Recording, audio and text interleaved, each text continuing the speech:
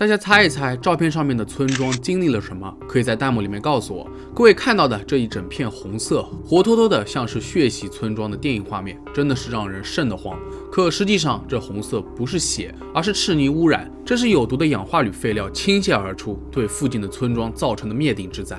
眨眼之间，无辜的居民被掩埋，一派生机的乡村瞬间变成了死气沉沉的血村。更让人心寒的是，受灾居民们在苦苦等待援助的同时，工厂老板正忙着洗白脱罪。这到底是什么骚操作呢？下面就让我们一起来深入了解一下这场震惊全球的赤泥灾难。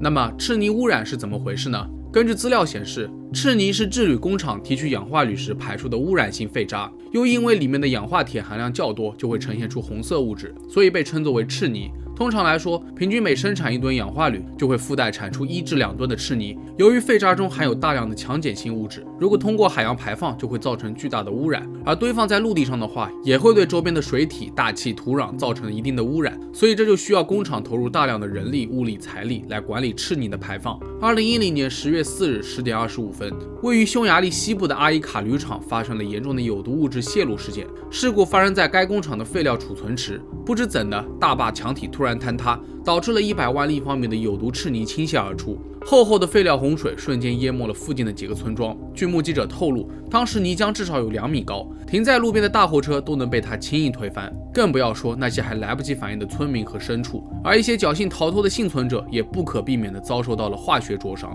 赤泥的破坏力超乎了所有人的想象，随着污染物一泻千里，几乎消灭了附近河流当中的所有生命体，所到之处，植被和动物都陆续死亡。不仅如此，有毒赤泥甚至还蔓延到了多瑙河。据估算，这次灾难的破坏范围大约在40平方公里，最终导致了10人死亡，超过150人受伤，是匈牙利有史以来最严重的工业事故之一。灾难发生之后，匈牙利政府立刻宣布进入紧急状态，并下令疏散了至少8000人。据统计，有120座建筑被彻底损坏。后来经过评估，又推倒了300座房屋。无奈之下，大批居民只能离开家园。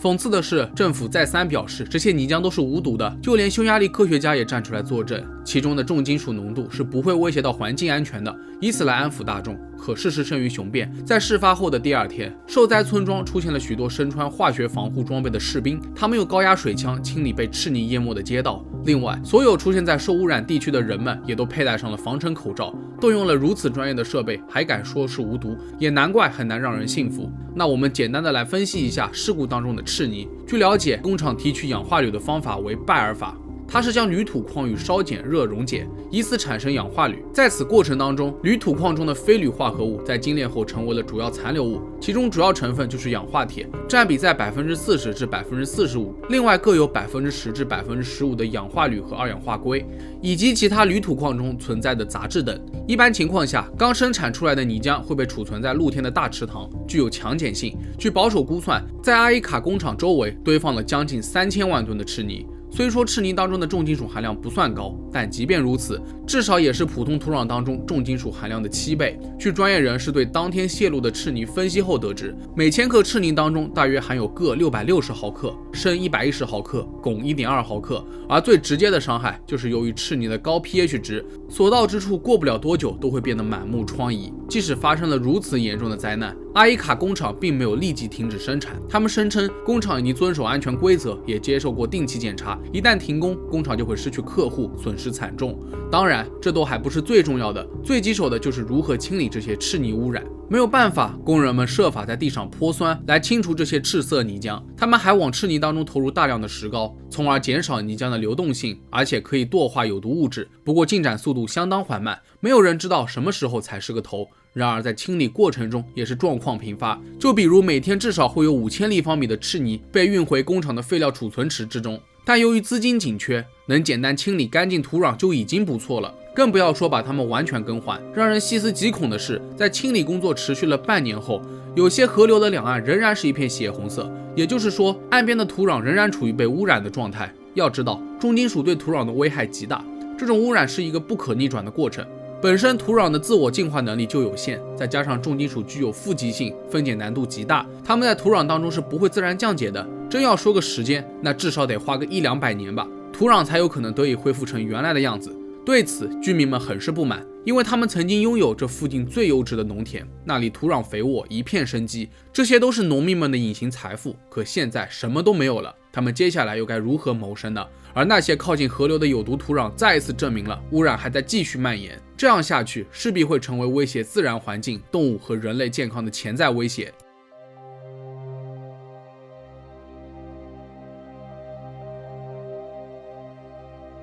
至于灾难的罪魁祸首，在事发后的1个星期里，政府就下令逮捕了阿伊卡工厂的总经理佐尔坦·巴康伊，罪名为导致公共灾难的刑事过失。这个佐尔坦也一下子成为了全匈牙利人的众矢之的，特别是那些环保组织更是对他恨之入骨。起初，佐尔坦在公众面前极力撇清关系，淡化问题的严重性，说什么赤泥并不危险，只是色素罢了。但眼看民众不是傻子，不好糊弄过去，于是佐尔坦又用天灾来解释这场灾难，真的是张口就来。然而，这个佐尔坦·巴康伊还真不是个小人物。根据资料显示，巴康伊家族是能够排进匈牙利财富榜前30位的，他的父亲更是匈牙利前重工业的高官，反正来往呢都是社会各阶层的精英，所以当初佐尔坦父亲才能以极低的价格购买进这家铝厂。儿子佐尔坦也顺势成为总经理。据工厂工人们交代，其实他们早就知道铝厂存在着巨大的安全隐患，如果及时消除，这场灾难可能压根就不会发生，但就是没有人敢说，人人都知道总经理家有权有势，谁又敢抱怨或者爆料给媒体呢？到时候能不能成功曝光还是一回事，万一搞不好连自己的工作都丢了，简直是得不偿失。不得不说，工人们可真是深谙生存之道。果然，在2016年1月，检察官提出要对佐尔坦以及其他14位来自阿伊卡工厂的管理人员进行审判，最终得出结论，无法追究这些人的刑事责任，因为这场灾难是由地下土层失去稳定性造成的。这一判决惹得民众大怒，尤其是受害者及其家属，他们当场就抗议，手里挥舞着横幅，上面还展示着被赤泥毁坏的房屋及农田。是啊，难道10条鲜活的生命都不够发人深省，得不到正义的审判吗？久拉·托克里奇就是抗议者之一，他的双亲都死于这场灾难。在灾难发生时，只有他的父母在家。据久拉回忆，得知家里出事后，他就赶回了家，而看到的已经是被赤泥淹没的村庄。虽然他隐约猜到父母恐怕难逃这场厄运，但为了寻找他们的尸体，久拉还是苦苦寻找了整整1个礼拜，最终于在离家5公里外的地方找到了父亲的尸体，而母亲就死在自己家中。在事后，专业人士估计了这场灾难恐怕是不可避免的，就是早点晚点的事。首先，阿伊卡工厂选址就有问题，有一部分地皮坐落在沼泽和改道后的河床之上。其次，关于废料储存池的临界存放量计算有误，另外就是监管不力，某些监管机构在给工厂发放许可证的时候就大量放水，更不要说定期的安全审查，大概就是走个过场，能审就审。当然，工厂本身也不会自我监督，更不会有人主动去监测土壤情况。还有一点也很重要，那就是在事发前下了好几个星期的雨，破坏了土壤的稳定性。而且后来根据卫星图显示，多年来大坝的墙壁正在移动，但已经有10多年没有检查它的稳定性了。就这样，多重不利因素加剧了安全隐患，最终这堵挡住赤泥的墙终究还是塌了。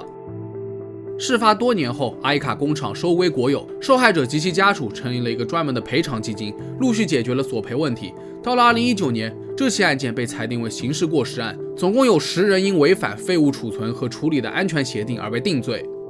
最让人头疼的还是污染问题。尽管政府已经花费了大量的资金来治理赤泥污染，但显然它还是很难做到恢复原样，数百公顷的土地仍然被封锁，不能用于耕种。据说现在政府有意在受污染的区域建设生物种植园，以生产沼气和绿色电力。在各方协调之下，当地的居民也慢慢开始接受这个想法，希望未来能够找到更多的投资，重建的越来越好。然而，有居民又爆料，在后续重建的水坝墙体主要由附近的煤炭厂产出的煤灰制成的，而这些煤也是阿伊卡工厂开采的，因此质量一言难尽，甚至有传闻说里面还有极高的放射性同位素，所以等墙体变干燥后，一旦遇到有风天气，这些物质就会跟着灰尘吹到各个地区，居民的嘴巴和鼻子都能明显感到异样，真是让人很难省心。放眼来看，这起灾难从头到尾都让人心寒，而且在事故发生后的几年，压根就没有人被追究责任，而这摆明了就不是自然灾害，还能怎么洗呢？可事实证明，无论哪个环节，总有人不停地跳出来强势洗白，那到底还有谁真正愧对于这些无辜的受害者们呢？